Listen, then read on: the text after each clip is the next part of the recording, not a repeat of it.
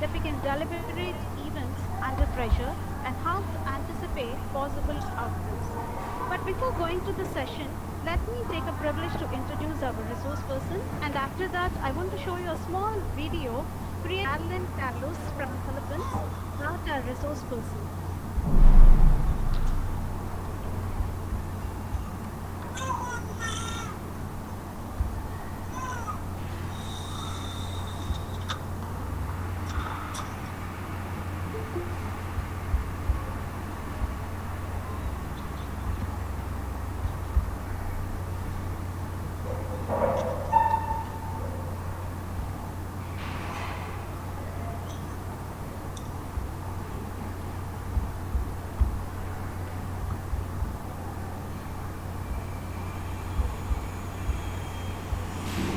Professor Lino Basas Capelso is CEO and President of Beyond Books Publication, also a multi-award winning Filipino master teacher, speaker, and researcher from Pampanga, Philippines.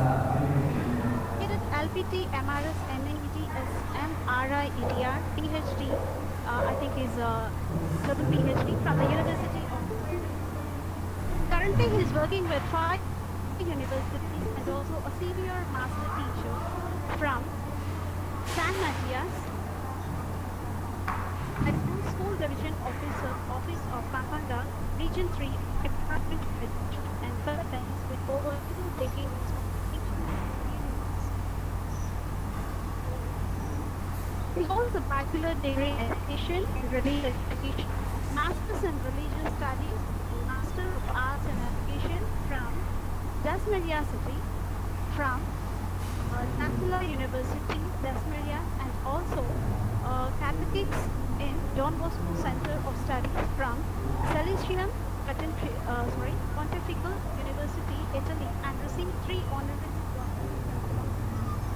Currently, he is working on the emerging models on promoting and enhancing research productivity in basic education in the University of Assumption, San Fernando, Pampanga. He wrote many research articles and books such as Beyond the Four Corners, A Teacher's Confession.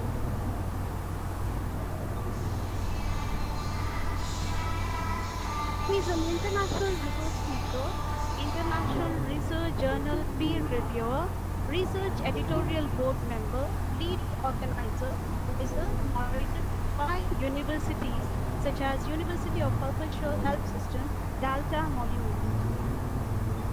He is a research advocate and his advocacy is to promote the culture of research by developing school-based research management. He has initiated research capacity building for new researchers in the government and private schools, colleges, and universities. His love for less fortunate moved him to conduct studies and advocacies for community development in the depressed areas and initiated dairy and faith program to select children of Maccababy, Pampanga, Philippines.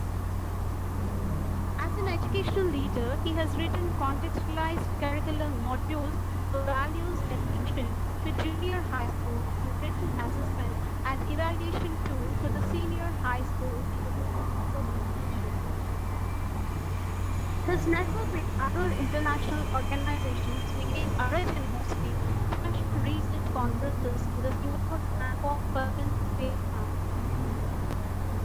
As the educational lead, he has written for specialized curriculum module for values education for junior high school and written assessment and evaluation tool for the senior school, the Department of Education. He's received many honorary awards such as Daniel Dino, Asian Achiever Award, the Third Pratt National Award, Top 2 Outstanding Teacher Award, Outstanding Research Advocate of the Philippines Award.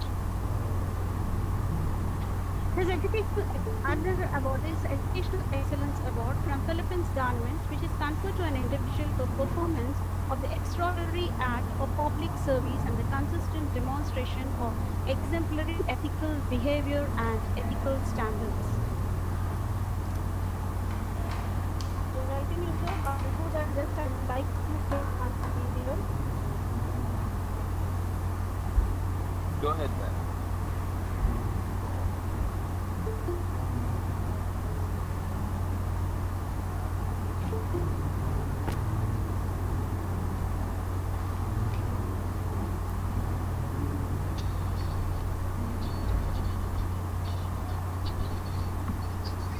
Nakita ko si Sir yung kanyang dedication sa kanyang profession, sa kanyang research. Gusto po niya umangat ang cluster 6 regarding research niya. Lumawak po yung kaalaman namin sa research.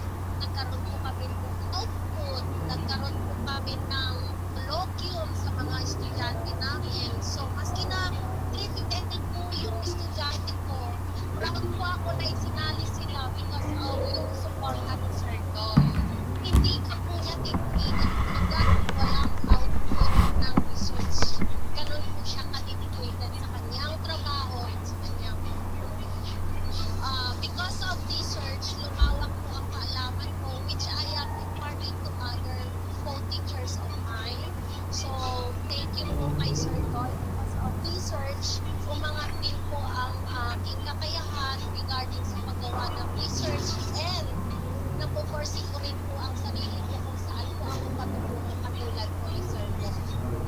Ano ba yung mga gusto mong marating sa buhay?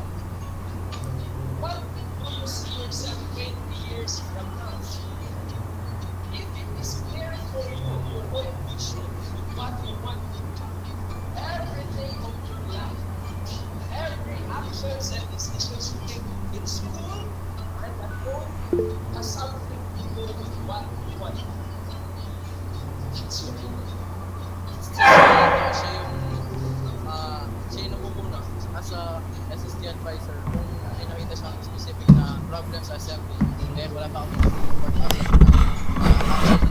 sa paraan na yung mga presidents every strand or section, ipapatawag niya para kung tapos sasabihin niya yung mga problems na kailangan na bigyan ng solusyon, tapos mag-aanap siya ng mga suggestions and then i-apply niya, and then tapos i-aanap siya sa dito sa senior high school para ma-implement and then maging progressive yung school. Dahil dun sa sinabi niya na kapag meron kayong tanong na hindi malinaw dun sa subject or sa ibang mga bagay, kailangan i-speak out nyo yun para yung curiosity dun sa na nabubuo sa utak ninyo is papunan ng mga bagay na gusto nyo malaman. Kasi kapag hindi nyo in-speak out yung bagay na gusto nyo malaman, hindi nyo talaga ma-solve yan. Tapos, may mga times na talagang gugulo sa isip nyo yan kasi hindi nyo pa nasa-solve na. Diretsahan. Doon nagde-demonstrate siya. Talagang isa pa lang nakita na namin ang kanyang kakayahan ng magturo. At saka hindi ka parang observer doon sa pagde-demo. Mafe-feel mo talaga na gusto mong makinig, gusto mong matuto. Basically, wala ka nang hihingin pa sa isang tao. I am very proud with the subject project of Sir Janilo Capuzzo, and I think he deserves to be one of the most outstanding teachers here in the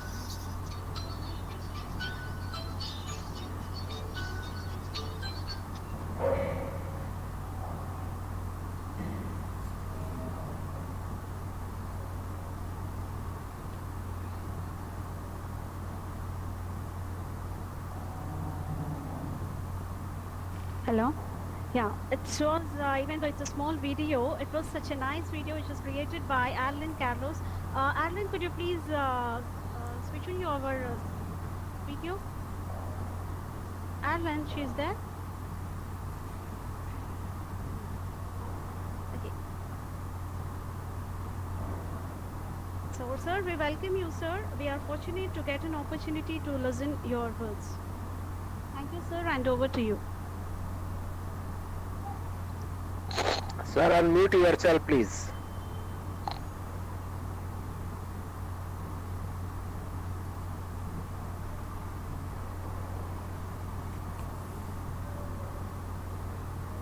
Hello, good afternoon. Can you hear me now? Yes, sir. Yeah, yes, sir. Okay. Yes, sir. Okay, good. I'll be sharing my screen. I hope you can see this one. Is my screen visible already? Yes, sir. It is visible. Okay. So once again, good afternoon from the Philippines. By this time, it's 5 o'clock in the afternoon. So thank you to Sri VENKATESWARA Engineering College Department of Science and Humanities and to the organizers of this event. Thank you for inviting me in and to all the participants around the world, particularly those participants from India and delegates from the Philippines. Thank you very much for joining us. So this afternoon we will be having a short sharing about a particular topic, decision making in the workplace, and our conversation will be more of a sharing. So there will be times that I'll be asking you to share your take on a particular points that we will be raising because basically this concerns everyone, may it be in the academe or in the industry. So for this afternoon, the outline of our discussion, our sharing would follow the following bullet points. One, let's try to have a common definition of what is decision making. Although there are different ways of defining decision making, let's try to capture at least the most basic one. And then let's try to enumerate the different decision making methods and its implication to schools, to different institutions. And later on, we might be able to share its implication this time of global pandemic. We will also share about the importance of having a good decision-making techniques and factors affecting decision-making. So what are the factors that we need to consider in making decisions? Also, let's try to discuss how are we supposed to improve our decision-making skills.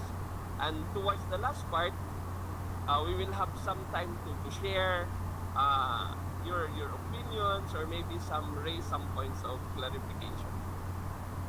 So before I start, I have here two scenarios which are very relevant and anyone could answer. Let's start with number one.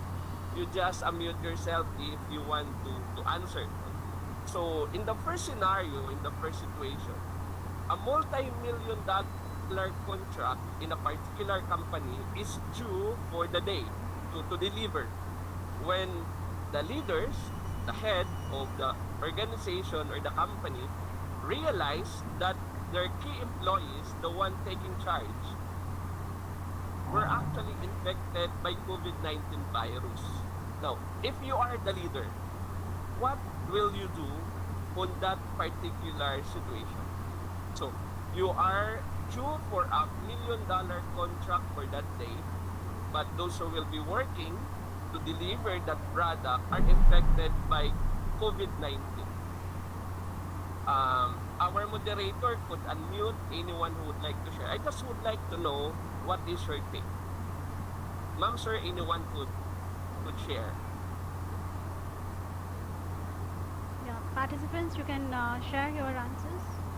You can speak directly. You can unmute yourself and you can speak. Thank you, ma'am.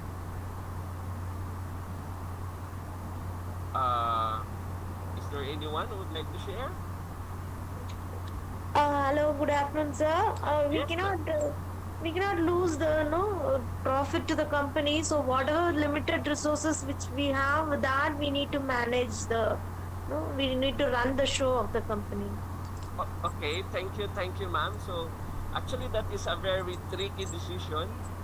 Very true. No?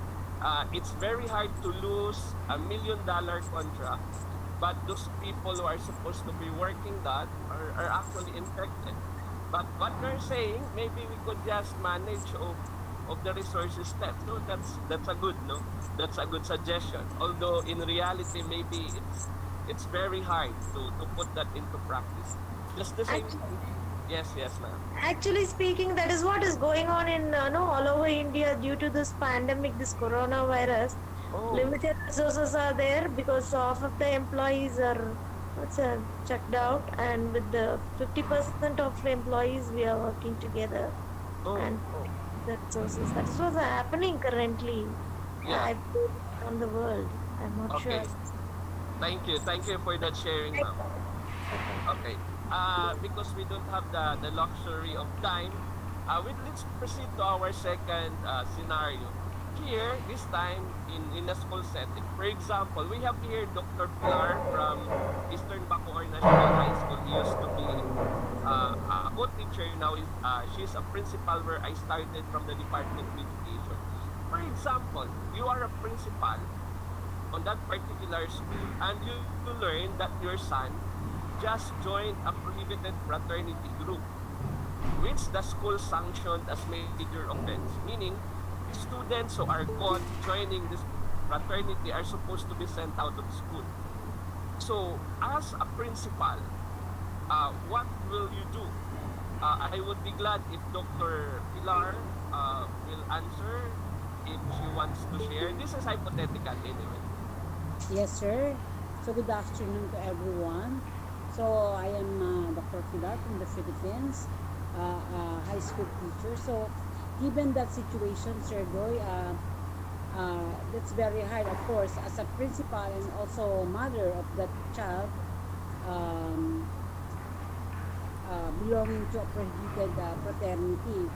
So at the same time, um, at the same time, this this will really need a tough decision because of course he's your son, so your decision may be affected by some factors. Yes, yes, that's true. Okay, Thank you, thank you. as a principal, so of course, I need to give also the sanction which usually given to the other student in the school because as the school administrator, you should be just dealing not only with the other students but also with your own son, just to show that you are fair in Okay. giving sanction to everyone. Okay, okay. Thank you for your generosity, Ma'am Pilar. Although this is hypothetical, but you would realize, just like what Ma'am Pilar is sharing, it's really hard to make a decision at this point in time because you are playing a dual role, no? A role as a principal, as a school head, wherein you are supposed to make a decision, and you should realize that everyone is watching your decision. No? All students and even all parents and other teachers. What would you do because this is your son? Would you stick to the rules of the school or would you rather play your role as a mother? But Dr. Pilar was saying, well, my son's supposed to be sanctioned because he violated the rules of the school. But of course, deep inside, it's really hard. Now, why these two scenarios? Because these two scenarios basically presented as situations wherein leaders are called to make decisions, and in making decisions there are factors we have to consider, and this is what we're going to discuss along the way. Every time I give a talk, may it be in the global arena or even in the Philippines, I would always give a simple scenario or a simple saying about a situation of a pilot. I would say a pilot who doesn't know where he is going, bringing the plane to the right or bringing the plane to the left is always a wrong direction. So whatever the pilot decides will never be a correct decision because at the first place, he or she doesn't know where he is bringing the plane. So it's another scenario where we see the importance of having direction, making a decision. Anyway, so strong decision making is really important in any workplace. May it be in school, may it be in an industry, particularly now in the time of COVID-19, because it empowers the employees, the workers, and even decision makers to make mindful choices, just like in the example, to have the best chance of leading to a favorable outcome. Now, in all decisions that we are doing, we're always looking at where is this decision bringing us to, what we want to prove. So, Therefore, all these decisions are very critical, are very crucial. So the decision-making methods will change depending on context. So it depends on what role are you playing. For example, in the situation that Dr. Pilar was answering earlier, maybe if I am only a principal and I'm not a mother or a father to that kid who happens to join in a fraternity, it's easier for me to make decision. Why? Because I know exactly the rules. But when it concerns my son violating, it takes a little challenge. Okay? So now let's try to see, okay, the importance or the context of decision making. A decision making is a process of selecting best possible option in a given situation. In the two situations that we have earlier, for example, in the first scenario where a manager has to deal with a situation where $100 million deal is due on the day, where the people, the key persons who are supposed to deliver the goods, are infected by COVID-19. It's very hard because you will be losing millions, yet you will also compromise the health of other employees. On the second scenario, as a principal, uh, it's easier to make decision if you are only a principal, but to become a parent, it's another scenario, it's another situation. The University of Massachusetts defines a decision making as a process of making choices by identifying a decision, gathering information, and assessing alternative solutions. So, alternative possible options. So, we see similarities now in our definition. As a researcher, we see already some recurring themes as to understanding of decision making. So, decision making, it's actually a choice. It's choosing between options. But where our options will be based from will determine the output and the effect of our decision. Okay? So, decision making requires a particular leader, may it be a principal, a manager, a CEO like me, for example, or a president of an organization, first to identify potential options. So, what options do I have? What are the possible choices I can pick in order to reach my goal?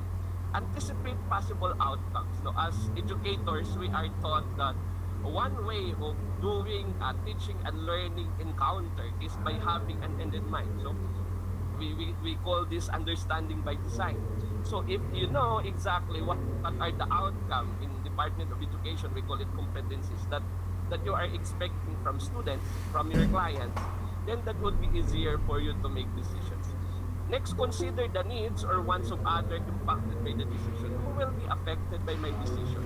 So how would my decision impact or affect these people?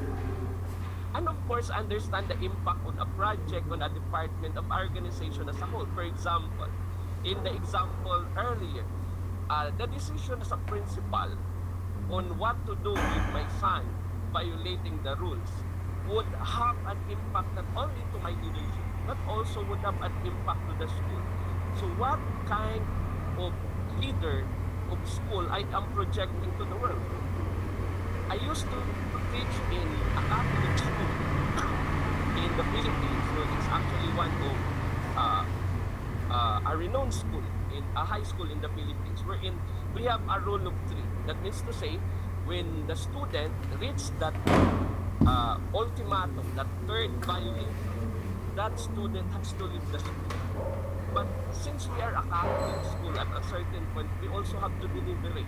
If we let the kid out of school because of the misgoings, what will happen to the kid? Who will be responsible for his life? So those are the parts or the things that we need to consider in making decisions. Deliberate when under pressure. Of course, in the Philippines, for example, when different scenarios are supposed to be catered to, make decision with, like for example, the kind of modality that we will have despite the low connectivity. That's, I'm talking about internet connection. We're talking also about the health condition because of COVID-19. and the devastation brought about by Typhoon Ulysses. So these are the decisions that supposed to be made decision with. Unfortunately, there are some decisions that have to be made urgently. Okay, decisions that have to be made with urgency. So as a leader, these are the things you are required to make a decision with. So according to our source, there are different decision-making methods.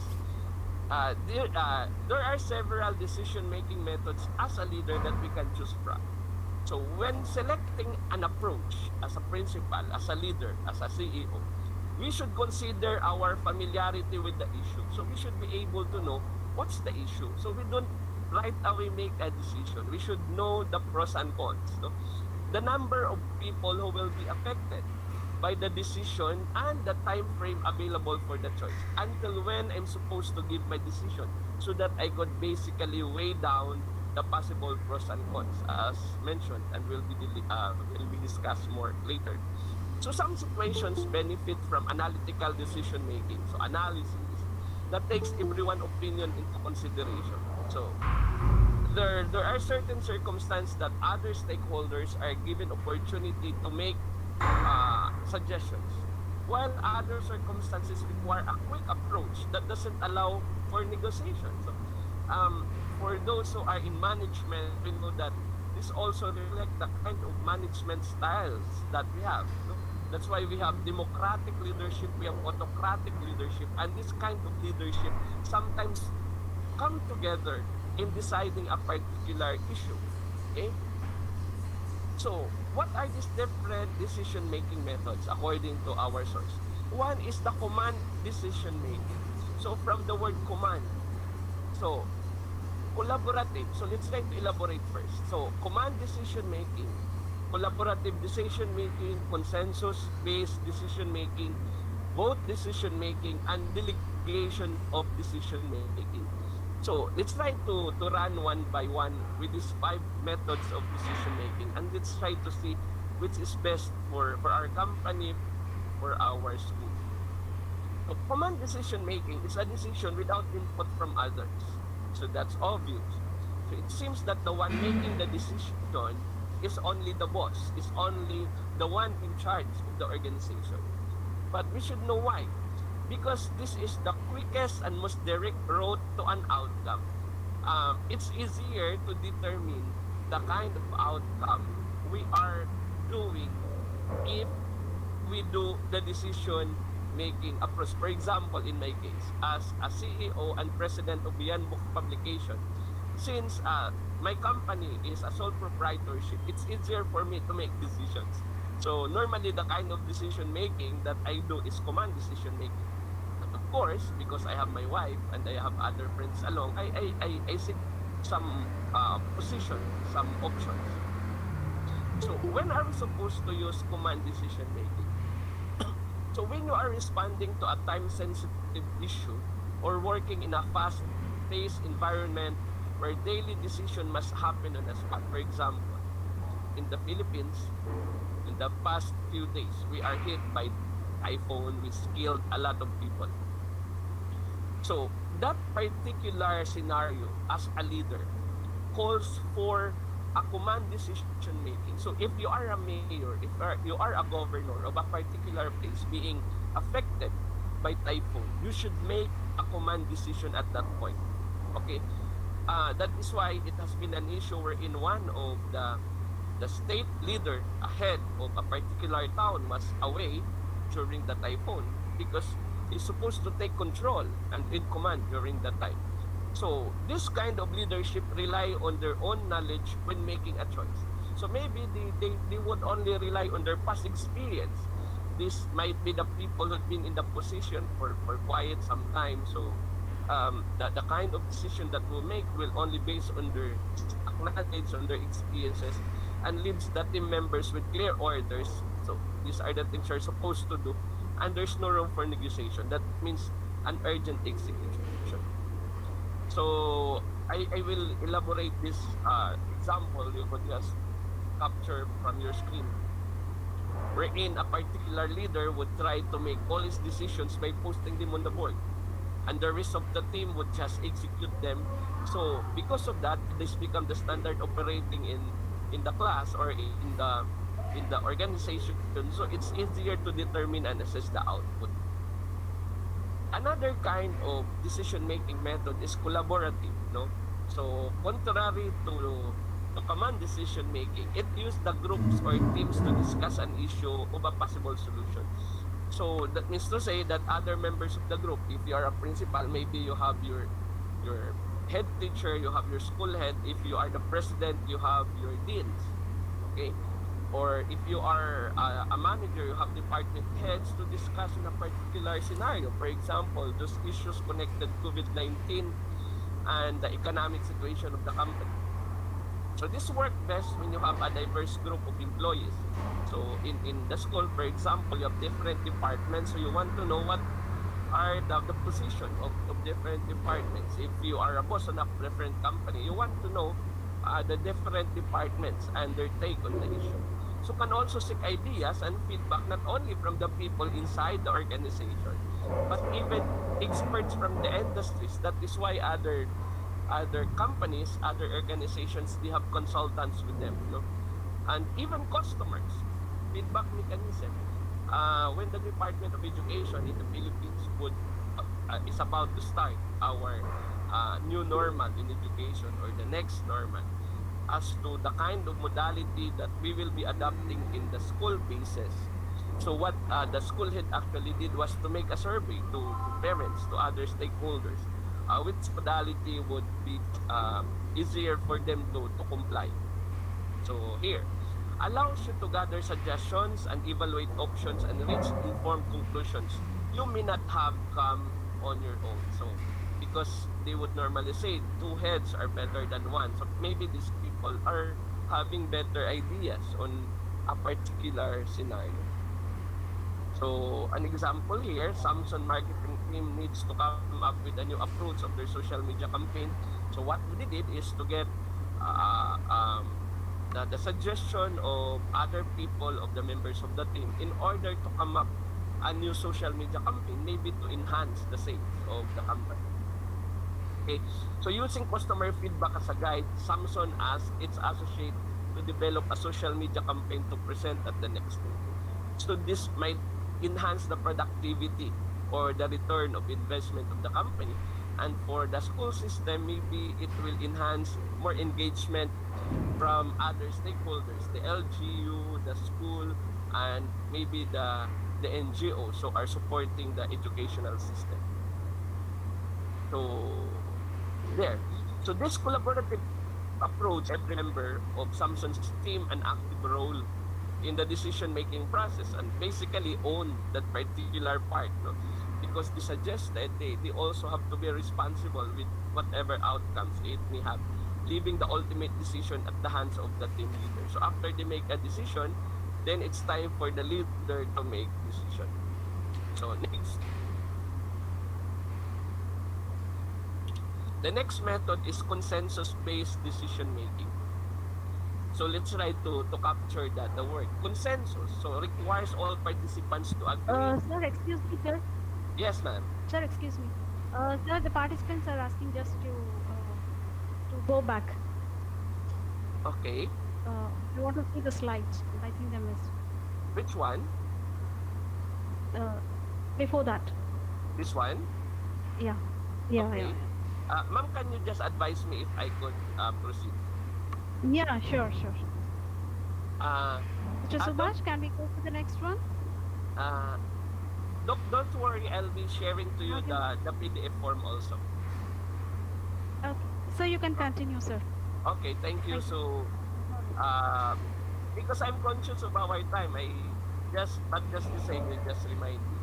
So again, let's go to this part, the consensus-based decision-making. The word consensus means every member are supposed to agree. What does this mean? It doesn't mean that the leader need to use force in allowing a unanimous decision. But basically, it requires a skill of persuasion. So as a leader, you must be able to get the opinion, to get the yes of your members.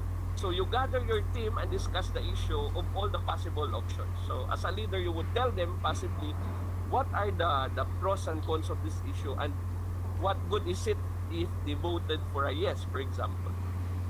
So you only settle on a choice everyone agrees on. So as a leader, the decision should be agreed upon by everyone. So this is effective if you are building strong teams, as it promotes a sense of unity. So that means to say, if everybody is persuaded to own this decision, everyone now is the owner of this decision, and everyone will face the consequence of the decision. However, we have to remind everyone that this is slower approach, because it takes time to convince everyone, because everyone has its own opinion and they are coming from different backgrounds. So it's best when you have more time to decide. So you only use this if you have enough time in making decisions. So consider reserving this strategy for complex issues, okay, or those that require total support from everyone in the organization, okay? So this is it. But actually, maybe this is easier than if you have a board member. So it's only the board of trustees will be the one to decide by consensus on what possible remedy or decision to be given to the management team. So example, here Lee is changing the script for the company's sales employees so it reflects the company's recent rebranding and present the right voice. Why is it like this? For example, COVID-19 now is really changing the perspective of business, of economics, of education. Now everyone in the business side has to rebrand, incorporating the effects of the pandemic. And for that, you need to have, in this case, Lee has to get the consensus of everyone, because this will be now the image you are projecting to the market, or this is now the image you're projecting to the world of the kind of school system you have. Okay. So Lee has a flexible deadline for completing the project. So he gathers the sales teams and work together with them until everyone agrees on a script he believes is the most effective. So this time, that is what he did. So by waiting until its vital party signs off on the final product, Lee ensures this product has the best chance of success. Why? Because it takes time. You have to convince everyone that this option is much better from the rest of the option until everyone agree. Okay, so let's proceed. The next kind of or method of decision making is the vote decision making. So this allows to gather input from a large number of people without investing significant amount of time in discussion of debate.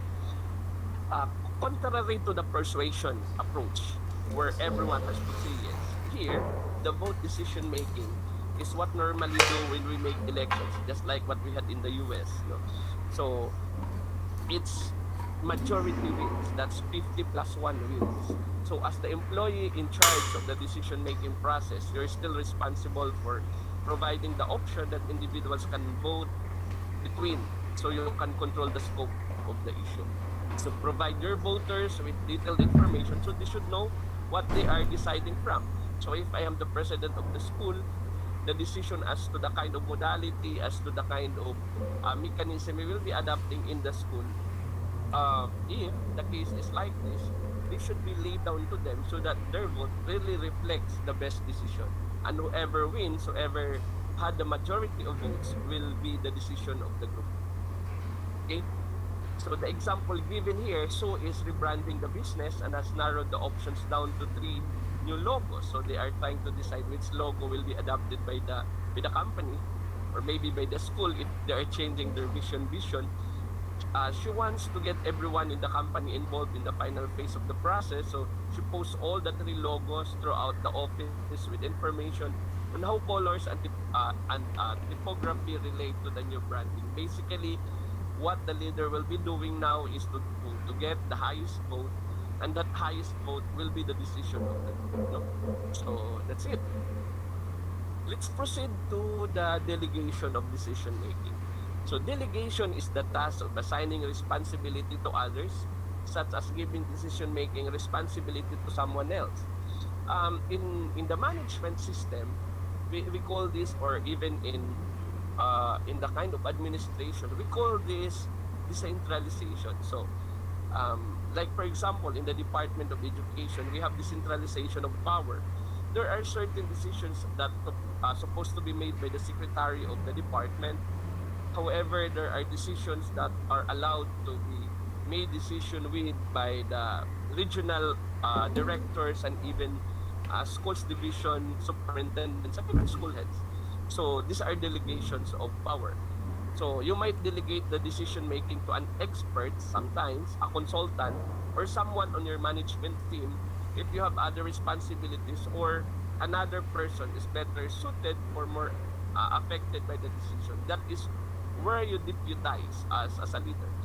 So in order for you to delegate the task or the role of deciding, you must be able to know first your employee, your teachers. For example, I am a principal and I want a particular research on a particular effects to the school.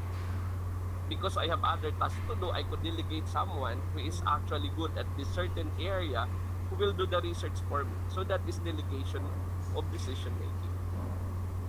So delegation can empower your team members or build confidence in your managers if you are the CEO or the president. When you delegate to someone new, you're likely to see a fresh approach to the issue, which is often beneficial to the business that is trying to smell the fresh air. So what are these people are doing? My wife, who happens to be a doctor or an occupational health physician, she's working in one company here in Pampanga that actually supplies ceramics around the world. They have new graduates from a state university as managers of certain departments. And luckily, these young managers are actually bringing in new ideas to the company that would actually benefit the whole company. So we learn experience from those who have been in the workplace or the tenured workers. But we also get new knowledge, especially the the technological side or the artificial intelligence or the Internet of Things from these people who are coming from the 21st century generation. Okay? So an example is Jamal is routing outgoing shipments through one of the three warehouse, for example. So all of the comparable, but someone must balance the volume of orders flowing through its location.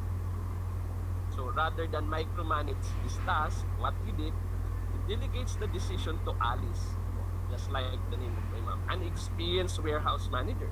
So Alice builds her own decision-making skills because she's used to this kind of scenario. So this is his kind of expertise.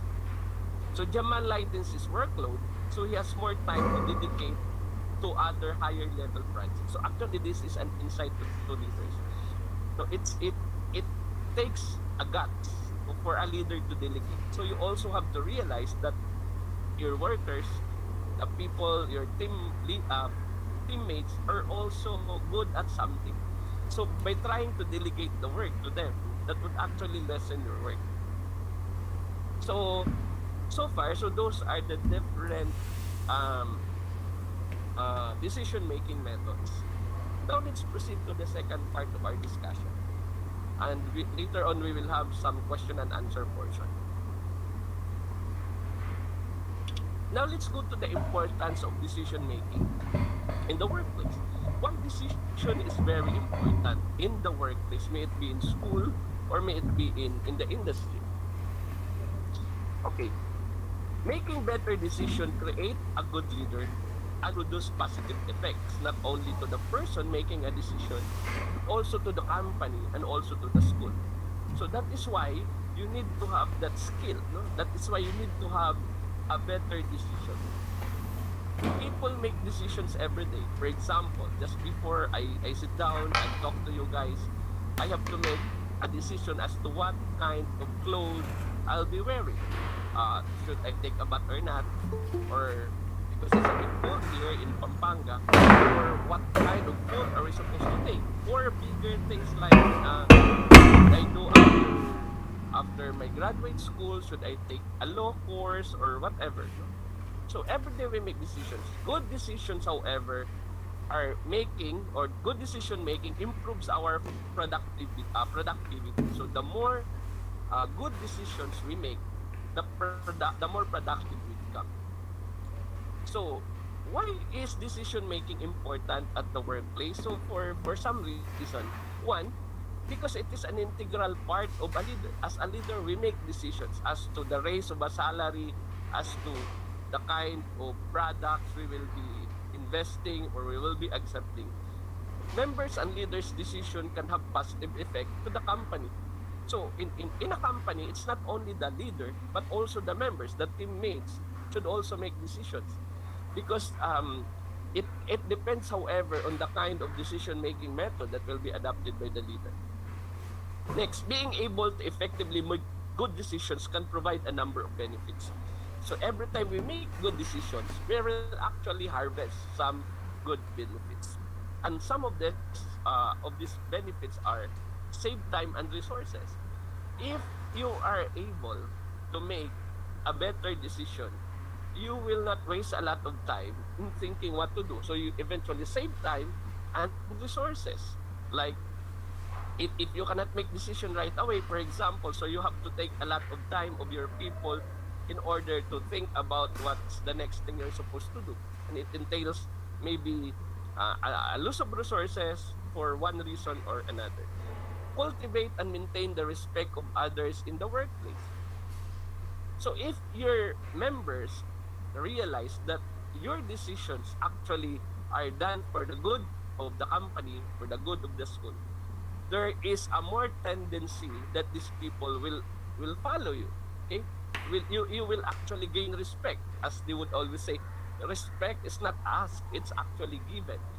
So if the people working with you see that you are a good decision maker, it's easier for them to give their trust on you. Also, improve productivity, as what I'm talking about. Productivity does not only here mean financially, but productivity could also mean about the return of investments as to the kind of students we are producing in school. And of course, prevent mistakes and risk. Okay? So the better you are at making decisions, the more success you can experience in the position. Okay? So when seeking higher leadership position, remember, as well as contributing to the achievement objectives and goals in your department of company or company, demonstrating decision-making skills is actually very beneficial. So, what are the key factors that influence how decisions are made? Where do we base our decision from?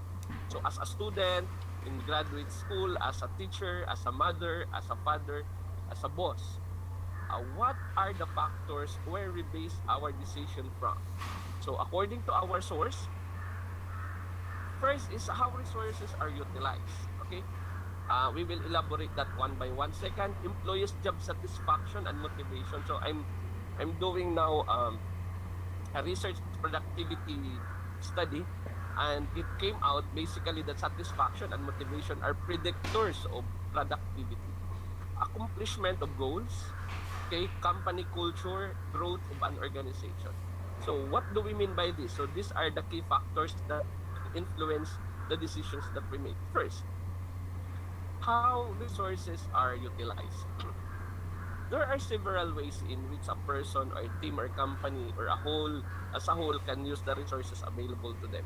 So if it is in school, you have human resources, you have also other materials, no? With proper decision making skills, resources can be used in the most efficient and profitable way possible. Before I start my sharing with you, my school leader actually was asking us in our group as who will be using the donated laptops for teachers, because we are having some hard time in we have some limitations as to trying to follow up with our students, because we are now in distance learning. As much as we are in printed module, there are still some need to contact them, no, through Facebook, through Google. That is why internet is very important. Now, these resources are being offered to us. That is why we were asked if who among us are needing these resources being donated or being asked by the department to use for this school year. Next, um, resources, however, with the poor decision making, the resources can be wasted and will result in higher cost. For example, um, because of Typhoon Ulysses that we had, there are a lot of resources in the department that were wasted. Maybe that was not intended, but if these resources are properly handled, or if foresights had been seen, uh, it could have been minimized. Of course, a typhoon is a calamity that sometimes is beyond your control. But generally, as a leader, you should be able to have better decision as to the resources, because it could even affect the productivity and the return of investments of the company. Second is employee job satisfaction and motivation. Why is it important? By overall job satisfaction, motivation, and engagement of employees can directly impact by the leadership ability to make decisions. So as what I was sharing earlier, if you are a good leader, that kind of leadership that you have can affect the satisfaction of your teammates, of your members, their motivation to work with you, and their engagement with work. If I know that my leader is a good decision maker, that I know that all the decisions that he is making is for us, then I am satisfied. And if I'm satisfied, I will work harder. Okay? I work harder. I'll be motivated to work harder. Okay? And I'll be engaging more. I'll be joining in all these undertakings. However, it can also lead to distrust with leadership. No? If you are a leader and you don't know how to make decision, chances are your members will no longer trust you. No, they will always cast doubts as to the kind of decisions you're making. What is real motivation of doing this? Okay? Then a leader also is not good in decision making will be questioned when it comes to integrity. Okay, so they may also feel as if the directions they are receiving from you are not beneficial for all. Okay, then a loss of motivation. As a result, employees can lose motivation to perform within the workplace, which can ultimately lead to decreased job satisfaction. If a person is not satisfied with what he is doing, chances are he will less perform, or worse, he will leave the organization. So that is where we need the importance of a good decision making skills. So now, if you're a leader, if you're a school head, if you observe that your followers are less performing, don't just blame them. You also reassess yourself. Isn't that a reflection of the kind of leadership you have? So as leaders making good decisions, we also elicit trust from members and help them value their own work. Okay? So, job satisfaction and motivation. Another factor is accomplishment of goals. So good decision lead to accomplishment of personal, team, and organizational goals and objectives. Earlier, I'll give you an analogy of a pilot in an airplane. I said that a pilot who doesn't know his destination, going to the right or to the left will always be a wrong direction. Whereas if you are a leader and you know where you are bringing your team, okay, so the good decision that you do will bring about more accomplishment to the goal. Okay, so poor decisions results in mistakes, misunderstandings, and inadequate use of resources and time. So there will be wastage when it comes to resources. Good decision, however, would lead to increased productivity and enhanced time and resource management. For example, um, in school now in the Philippines, school leaders would always assess the teachers and even stakeholders as to the kind of challenges and a coping mechanism that the teachers are encouraging. Because of this, if all these challenges are easily addressed with productivity, engagement will actually heighten up, will actually be motivated. For example, my friends from Hipuna Elementary School, no, from Pontevedra Capiz, where I graduated from my basic education. Their school head there is Dr. Gigi Bermejo. She's very good in reaching out to people. She knows how to tap people. No, indirectly she would solicit from people who can help build the school by helping students in their needs. And luckily, there are graces coming in. People are sending their donations. So this kind of decision, simple decision of a leader would actually solicit productivity. So students are now being engaged. They are now more motivated because they have these modules which come from the donations of people around the countryside. So if you want to also donate, you may approach me and Dr. Gigi if you want to help. It would lead to quicker and more effective achievements of goals also. So that is the importance of accomplishment of goals. Company culture. So the kind of decision we make would depend on the kind of culture that we have. I'll go back to the example that I asked earlier with Dr. Pilar. In reality, it's hurting to let your son leave the school where you are the principal. But because in that school you are trying to appreciate integrity, okay, you have to let your son leave. Of course, you will help your son find another school, but the image now you are projecting to people is that our school, though government it may seem, it's actually holding to that culture of the company, of the school. So when the leadership gains the reputation of poor decision making, however, the culture of a company can suffer. Whereas if the school maintains that culture, it will actually brings about more engagement and participation. Effective decision making in the workplace can allow employees, members to feel secure in their position, feel better sense of commitment to the company and increase overall employee engagement. For example, if I am an employee in a company, if I know that my boss are protecting my rights, so more chances are I'll be more productive, I'll be more dedicated to the company. So that's how company culture is a factor of decision making. Next, growth of an organization. What does it mean? So the decision making skills of a management and other stakeholders can directly affect the growth potential of an organization.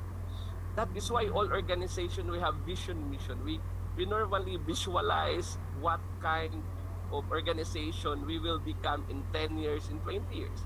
So all the decisions that we make every day has something to do with that vision. So making ill-informed or wrong decisions or not weighing options is detrimental or that will challenge and stunt the growth of the company. That is why there are some company closures now. Okay? However, well thought of and smart business decisions can support the company as it grows and foster more growth opportunities. So there will be more opportunity for members and leaders to grow. And later on, you would realize that despite of pandemic, in the business sector, you could actually benchmark and leverage your ecosystem. So you can partner with other organizations and businesses in order to provide a more customized product. Okay, this is now happening in different universities in the Philippines and other Asian neighbors. So a particular university who doesn't offer a particular course, would partner with this university and then offer that course and will provide a diploma bearing that names of two schools. Okay, so that's how you grow your organization through leverage economics or economic leverage. Or now, let's proceed to the next part. I hope you're still there. Doc, is it okay if I'll proceed? Hello.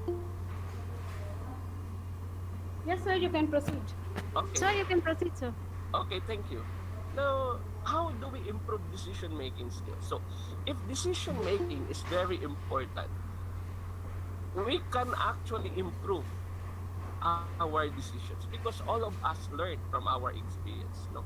And because of the coming of the new trends in education, new paradigms, new techniques in business, we can actually incorporate this and integrate this in all the decisions that we make. So there are ways to improve in our decision making. Number one, we could narrow down our options. Earlier we said that one way or one part of making decisions is to lay down our options, but it's hard if you have a lot of options to select from. So one way to do it is to narrow down your options. That is why we normally say, know your priorities. You know your priorities, and I will tell you that twice the last one. So it says here that the fewer options you have available, the less overwhelmed you will feel when making a choice. So if you have chosen already the most essential, it's easier now to make options or to make choices from those selected options. So, for example, choosing between two different ideas to implement is much easier than choosing 10. Okay? That is why we try to cross out the less important, and then we only choose from the most important. No? So when possible, eliminate the unrealistic, impractical options. And that's what I mentioned. You try to prioritize your options. Second, determine how important a decision and how much time it deserves. So, when you make a decision, you have to determine first how long I'm supposed to make decision. Is this decision needing me an urgent response?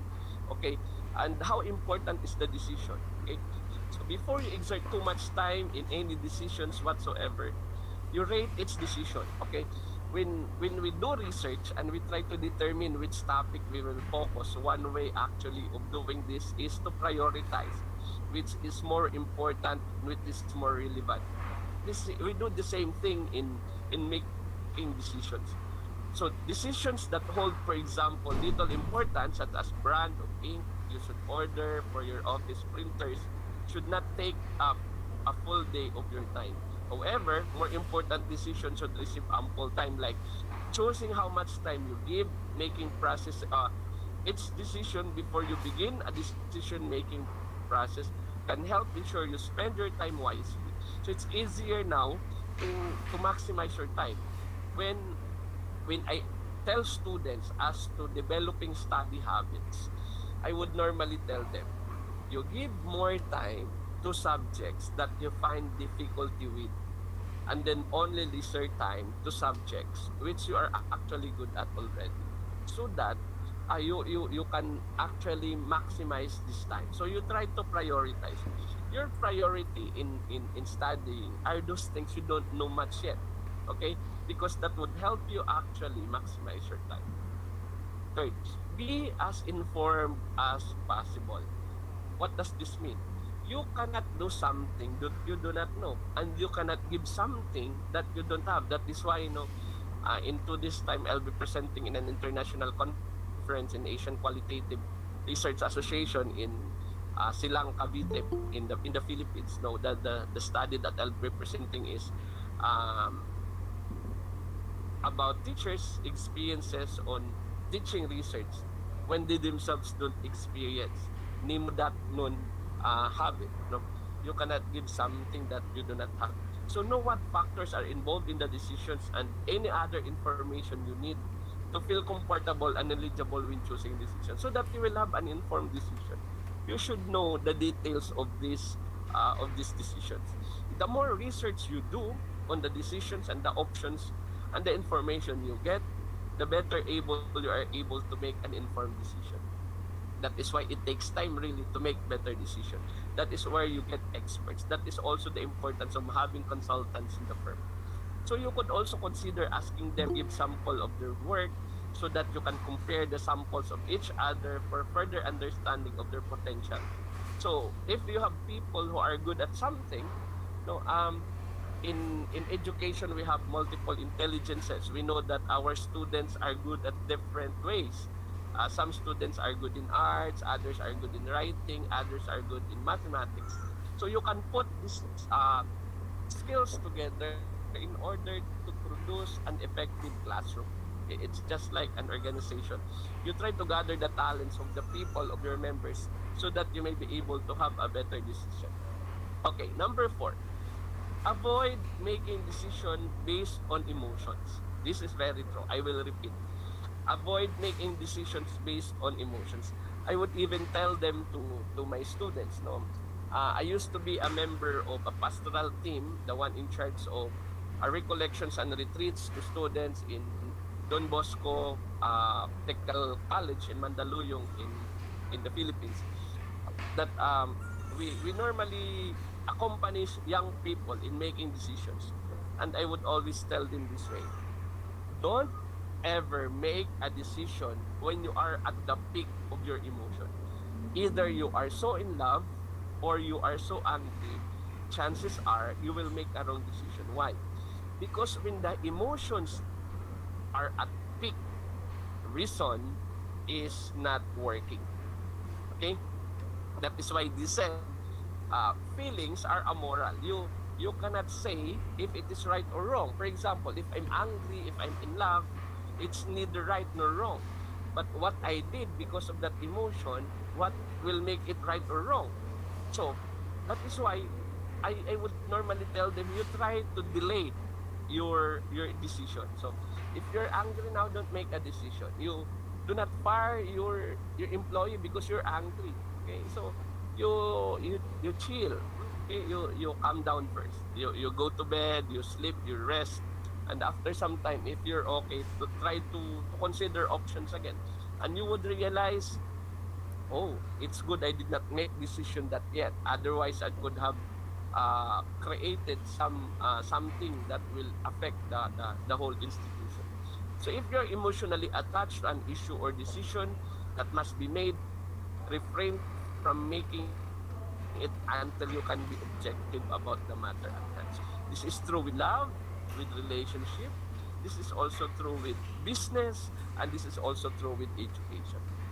Okay, as teachers, as counselors, we don't right away make judgments with our students. That's why we normally ask, where are this emotion coming from? For example, a kid who were accused of trying to bully someone or punching someone. We need not to be hysterical right away. We should know first the real score. Otherwise, uh, we might be coming up with a wrong decision. And without we knowing it, the kid could been accused of or just a victim just the same. Number 5, consider the pros and cons. I will not elaborate this already. When we say that when making decision, you should consider your options. You weigh down what will benefit more the company or the school, and you try to prioritize. Okay, understanding the benefit and the cost that can arise from decision can help you feel more secure and prepared when you make one. I think I'll reach the last part of my presentation. This one I'm sharing is from the University of Massachusetts. 7 steps to effect.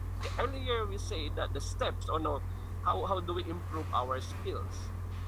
This time, what are the steps to make a better decision?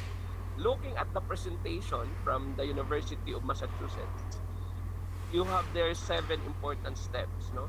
So, identify the decision, gather information, identify alternatives, weigh the evidence, choose among alternatives, take action, review your decision. In one glance, we know that these steps are actually part of our previous discussion, but just the same, let's try to review.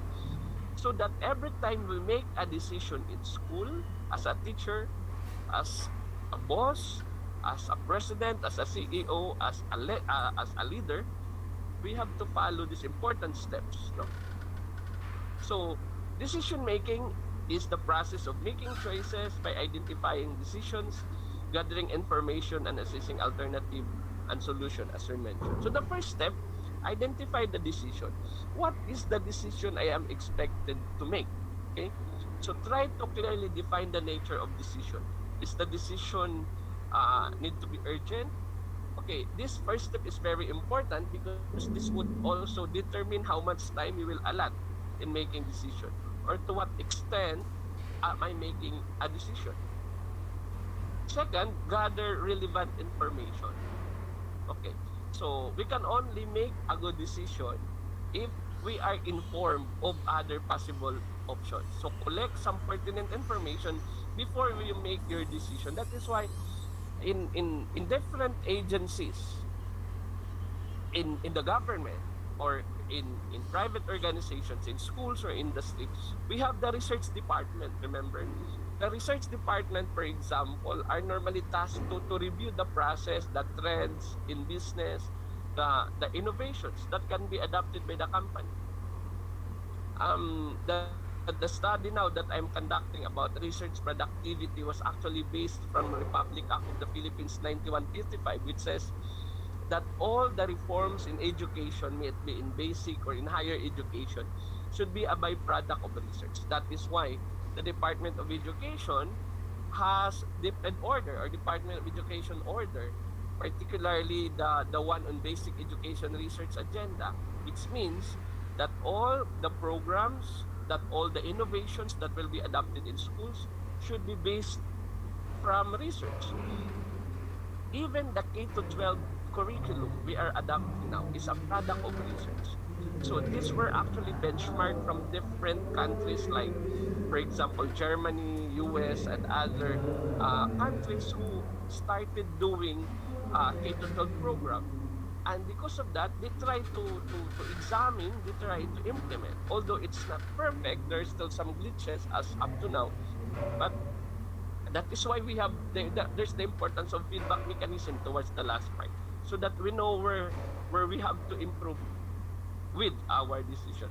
Identify alternatives. So what would be my option? If I have to do this, what will be my option? If I have to do this, what will be the option? What will be the pros and the cons? So as you collect information, you will probably identify several possible paths of actions or alternatives. So you can use your imagination sometimes if you want to really widen your options. Fourth, weigh the evidence. All decisions that we make should be evidence-based. It should not be based from gossip, from other people. So as leaders, that's why we need to base it from study. Unfortunately, the last result of PISA, that's all about competencies in reading in the basic ed, we find the Philippines as among those in the lower rank. So the department actually started their study as to the cause of this. So they started enhancing mechanism in the academy in order to improve comprehension in different learning areas. So in just the same, no, in business, if for example you have at the losing end of your business, you could actually try to reassess what's wrong, what are possible options we can do in order to regain and maybe to rebrand the company. So fifth, choose among alternatives. So after you identify options, you are now ready to choose the alternative that you think is the best for the company. Okay? And six, if you have that, you have to take action. That is why towards the latter part, the one from Harvard Business Review would say that the decisions that we make, if they are not put into action, will only be good intentions. They are not actions. Okay? So you are now ready to take some positive actions. So those things that we have considered earlier, this is now the time that we implement our decision. And the last part is review your decision and its consequences. This is what I was saying earlier. Okay, the feedback mechanism. So consider the results of your decision, may it be positive or negative, and then evaluate. If it is negative, then you can consider and maybe go back again to the cycle. Okay, you try to find which area of the organization of the school is lacking, needs improvement. Okay, so you may want to repeat certain steps of the process to make new. Yes, ma'am. Shall I proceed? Yeah, participants, please mute yourself. Okay, thank you. So now, just a recap, but I'm using the one of Peter Drucker from Harvard Business Review on the effective decision steps. It said that here he identified six. He said classifying the problem. That's what we are telling earlier. So in trying to classify, identify what is really the problem, you could answer the guide question as, is this generic? Is this for all or only for a particular area? Is it exemptional and unique? Is this new problem I am dealing with? Okay? So, or is it the first manifestation of a new genus for which the rule has yet to be developed? For example, we thought we are prepared with COVID-19, but now everybody is being alarmed, everybody is trying to find ways to have the vaccine. So as world leaders, as leaders in school, in the business side, and even in the government, really have to reassess their decision as to identify the problem. Is the problem really on the manpower? Is the problem really is on the department? For example, it has been an issue as to how the Department of Health handled COVID-19 cases. How are they responding to the needs of the people? How are the people being treated? How the local government officials are providing safety? How the schools are preparing their students? Next is defining the problem. What are we dealing with? Okay. Third, specifying answer to the problem. So what answers are we supposed to are expected for this problem? That's why it says we should have boundary conditions. Um, are this part of the problem needing this kind of answers, or are we going beyond? Sometimes it takes us time to solve the problem because we are overthinking. It should only have, in research we call this the limitation of the study. So you tell people reading your study that this study will only cover this particular variable, this particular topic, and for this particular school year. So other things before and after that, I'm not actually interested and I don't know what. Okay, so you should identify boundary conditions. That will also help your leaders set their expectations. Sorry. Fourth, deciding what is right rather than what is acceptable in order to meet the boundary conditions. Um, it's different to do what is right from doing what is uh, uh, what is right from what is acceptable. For example, in the first example that we had, if that about the principal, who has to make a decision about his son to let the son leave the school or stay in school, even though the son has violated entering into fraternity or into that not allowed organization. If the mother principal would decide, for example, to let the son in, is that right? Is that acceptable? But she is a mother also. Okay? But what is right? And remember, again, our decision would reflect the kind of culture the school has or the company has. Okay? So, number 5, building into decisions the actions to carry it out. Okay? So what does this mean? We answer, what does the action commitment have to be? Who has to know about it?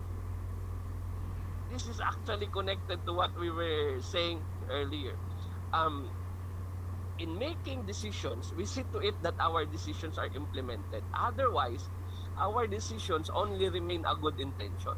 So as a leader, as a principal, you should, in the implementation of your decision, you should also realize you are supposed to know this. All the people who will be affected by the decision should be notified so that all their decisions as well may not endanger the company. Okay? And as much as I want to elaborate. Number 6, testing the validity and effectivity of the decision against the actual course of event. How is the decision being carried out? Are the assumptions on which it is based appropriate or obsolete? This is now the feedback mechanism. So after the decision-making cycle, we now have the output. And how do we know if the output that we had is the output that we are expecting? Again, we go back to our vision. We go back to our mission.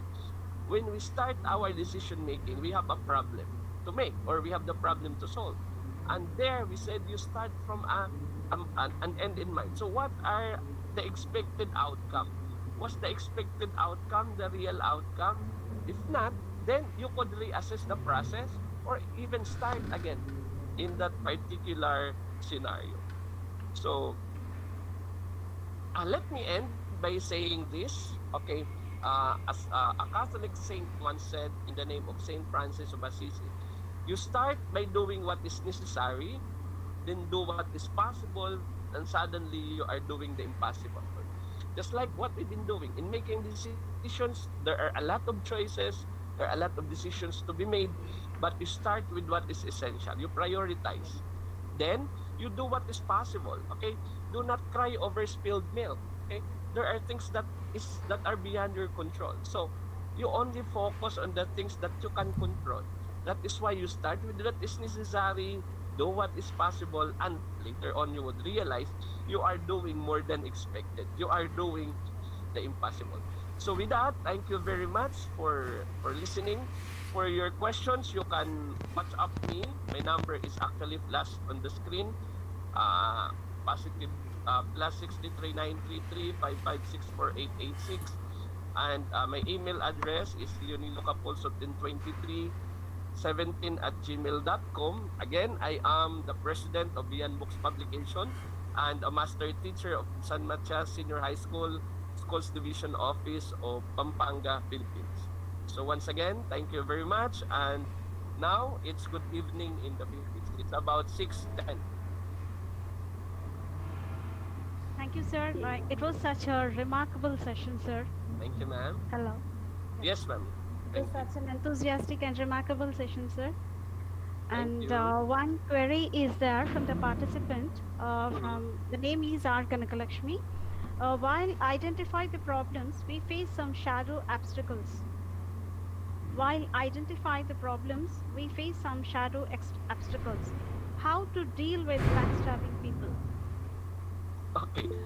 Um, that's very realistic. Actually, just few days ago, I was talking with some people, some colleagues in a group of international experts, and they encountered people who are actually good with them when they are facing each other, but when they are actually away from these people, people started to say bad words against them. And even in an organization, we really cannot change the organization, especially if that organization had been there for a long time. But we can only try. What we can change is actually our behavior. We cannot please everybody. So if you have to ask me personally, it depends also on your personality. I am a straightforward person. So if this person I know is trying to spread bad things about me, I will approach that person and ask them, what's wrong with you? What's wrong with me that you don't like? And normally these people who are backstabbers, as we say, are actually don't have the guts, don't have the balls to face with. And when the next thing that you need to do is to bring the issue to the right person. In an organization, we have the grievance committee. So to make everything in papers, and this will eventually protect us in the future. So it is now the work of the HR department to protect their employees against people who are trying to destroy their reputation. Or, worst comes to worst, you could actually file a case against the person. I think I answered the question. Ma'am? Yes, sir. And another question is from YouTube. That is Dr. Sweta Deshpande. She's asking that to please guide about how can we help someone who's being exploited at the workplace. Okay. Thank you, ma'am, for that question. Exploitation in the workplace actually is very rampant, even in this digital world. That is why with students and teachers, there were already what we call digital bullying or cyberbullying.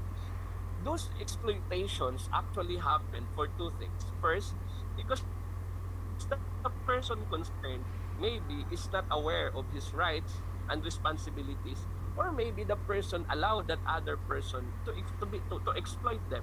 Again, if you're asking my personal opinion, it is actually my principle that I will not allow anyone make my life miserable. Okay, so sometimes our life is miserable because we allow people to make our lives miserable.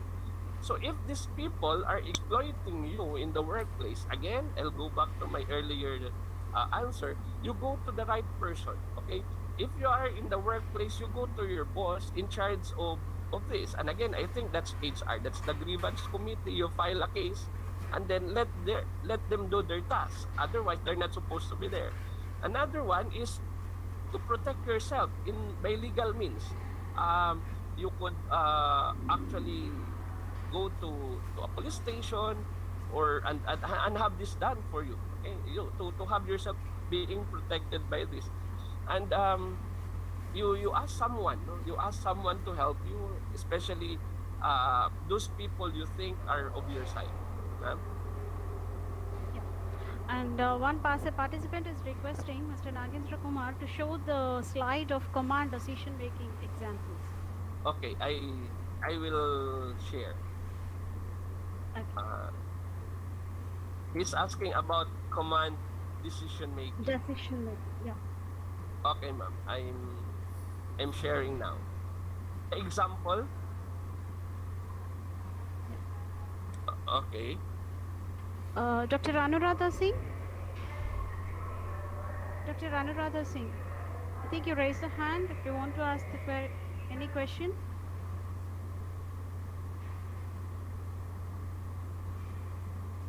Is that visible, Doc?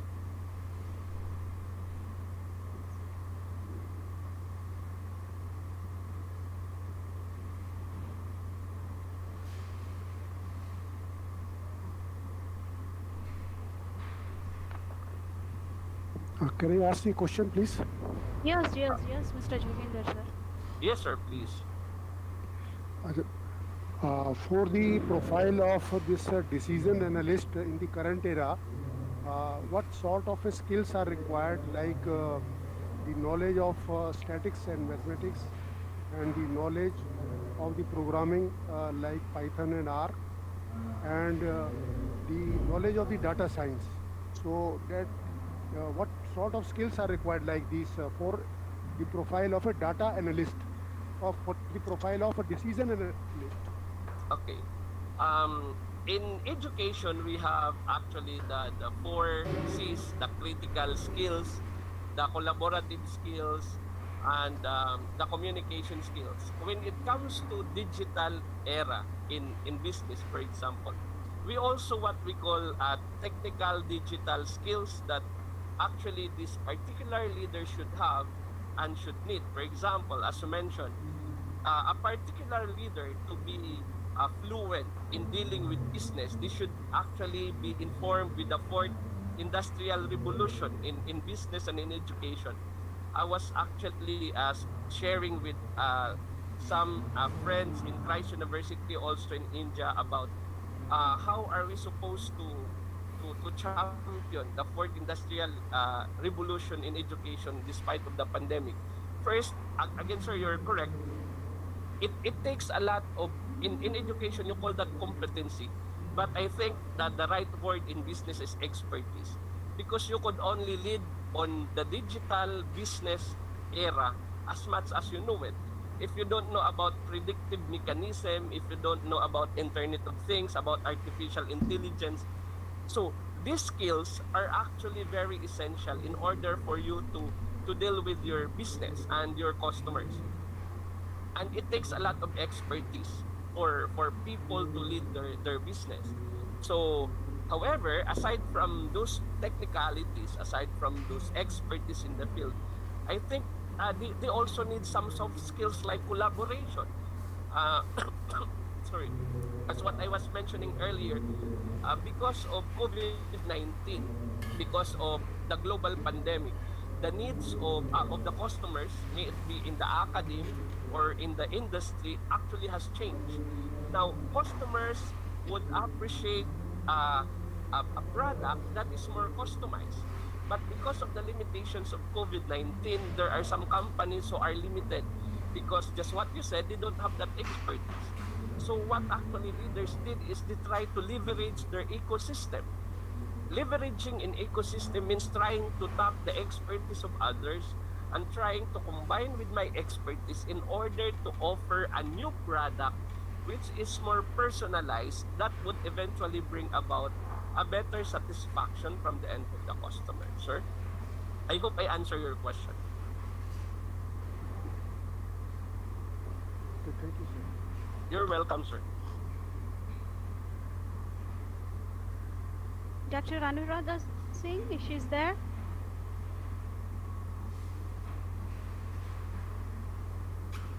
Okay, participants should not ask any queries. You can ask to the resource person.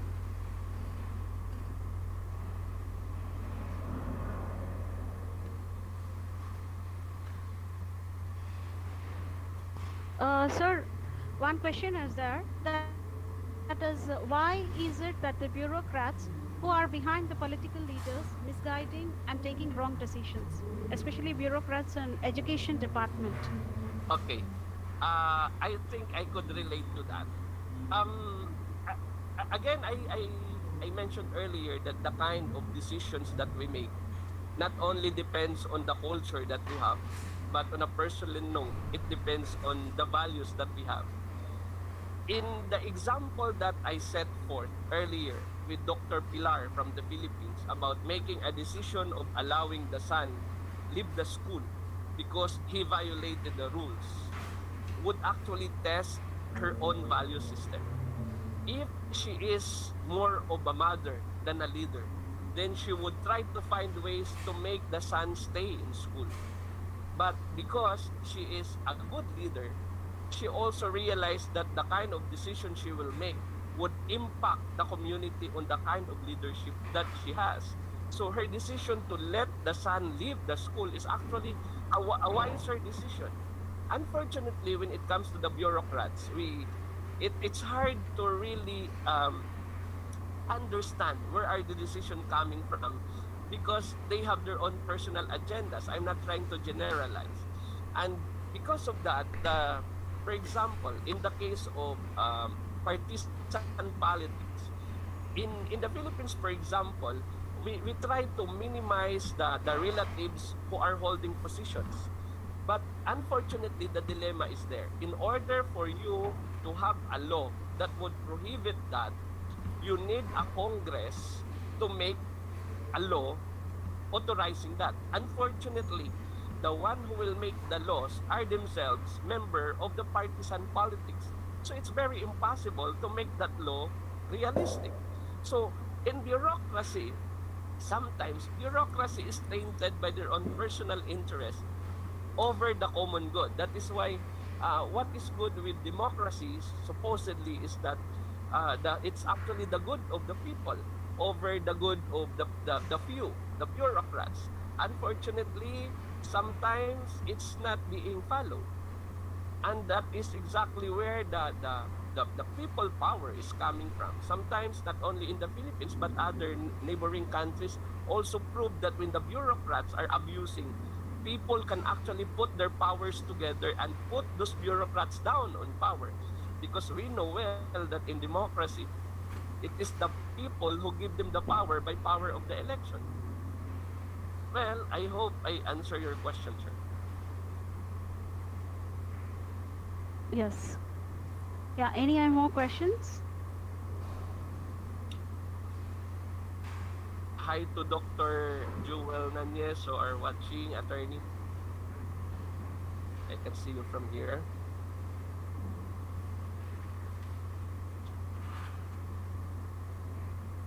Okay, sir.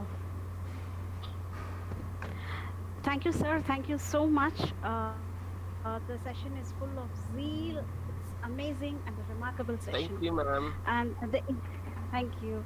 The inputs you gave regarding the balanced decision making with the life examples, such as how we can avoid making decisions based on our emotions and benefits of making decisions, and what are the key factors that influence how we made our decisions, and also the 7 steps, of course, and boundaries to make our decision in an effective way.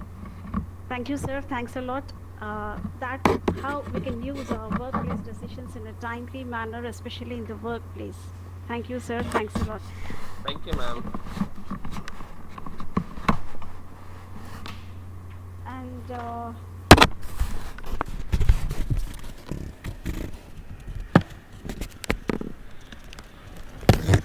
Sorry, Miss Adlin. Ms. Adeline, I would like to thank you also for making such a wonderful video about Sir.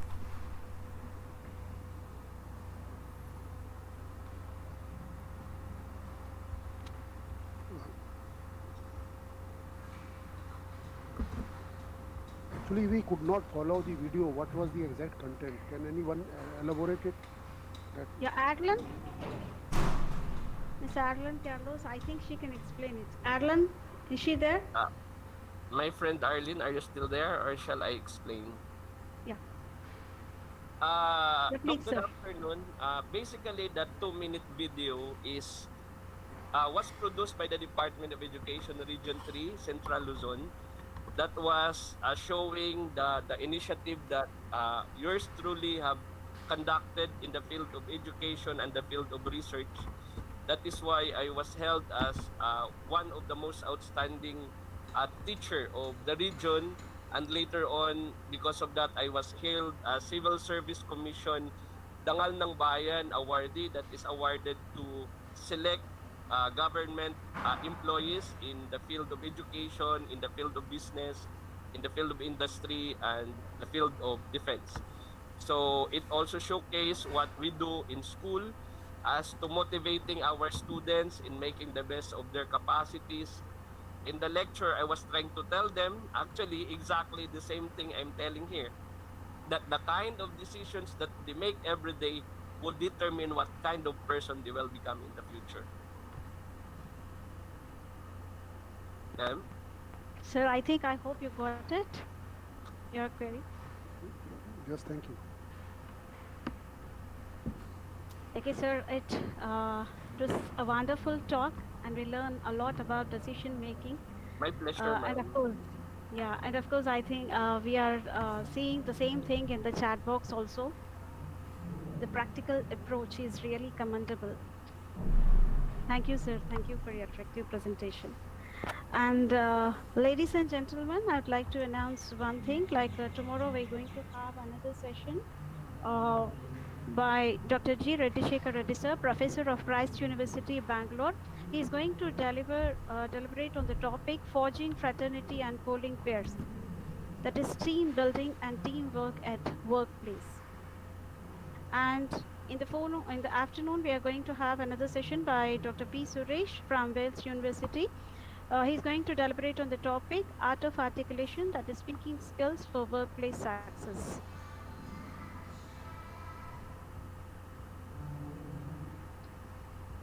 And sir, I humbly, my wholehearted thanks to you. Why? Because in spite of your busy schedule, immediately you agreed to the request. Okay, my pleasure, ma'am. We're happy to serve. Actually, we are traveling to reach you, sir. At that time, Professor K. Sai Chandu, sir, he's the president of IAC Society. He helped me to Yeah. reach you because I couldn't find your number. I saw your things on the net, your lectures in the YouTube and everything, but I couldn't able to find your number. So he Okay. helped me regarding that one. Okay, I okay. thought to arrange your session in the first phase only, as I couldn't able to find your number, so I missed that one. So anyway, like we got a chance to arrange your session in this phase 2. Thanks a lot, sir. Thank you, ma'am. Thank you. And thank you to all the participants from the Philippines and throughout the world. Thank you for joining with me. And I hope we continue to venture. Thank you, Dr. Pilar from Eastern Bacoor National High School and the rest of the you can also see Dr. Al here from Pampanga, Philippines. Thank you. Thank you so much, sir, for this experience in watching your presentation. It's really very informative and it helps the leaders to be effective in the workplace. Thank you so much, sir. You're welcome, Looking ma'am. forward for more discussion that we can watch, learn in Okay. the future. Thank you, Sir. ma'am. Devika, ma'am. Devika ma'am, I think she is from, ma'am, she is one of the resource person from UK. She is going to have a session on Friday. Good afternoon, ma'am. Good afternoon. A very good afternoon to you. Thank you. Good afternoon.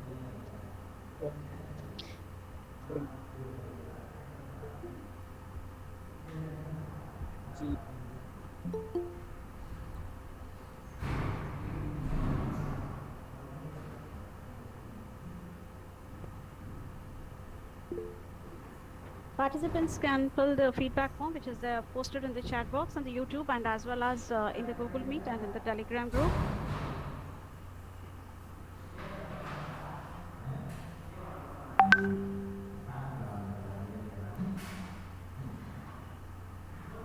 I remind you once again that tomorrow we're going to have a session on the topic Forging Fraternity and Pooling Peers, that is team building and teamwork at workplace, by Dr. G. Reddy Shekhar Reddy sir, Professor of Christ University, Bangalore, in the morning session. And in the afternoon session, there is a session by Dr. P. Suresh. Is going to deliberate on the topic Art of Articulation, that is speaking skills for workplace success. Feedback.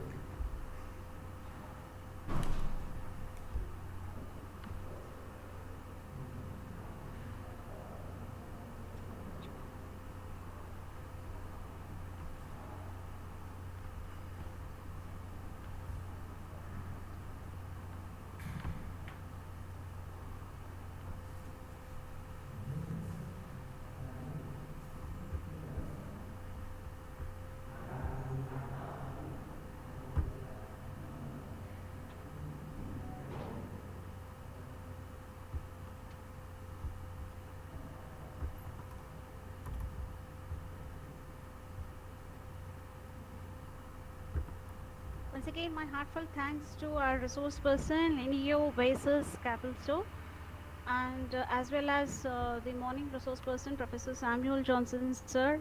And I extended my generous thanks to Professor Devika ma'am from UK. She's going to deliberate a lecture on the topic Affinity Administration on 27th.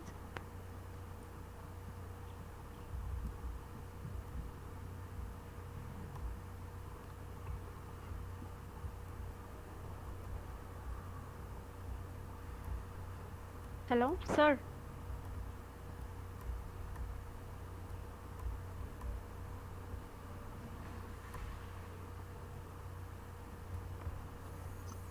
Hello, sir. I think we can leave it. We can leave the session. Yes, madam. Yes, madam. One second. Sir, sir is there?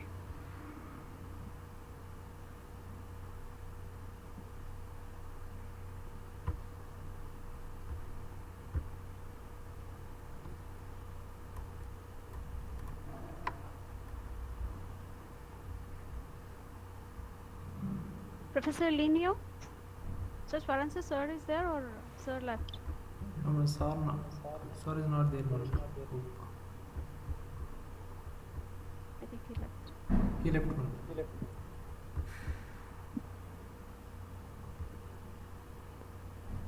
Okay, sir, we'll leave. And dear participants, we'll post the feedback link in the Telegram group also.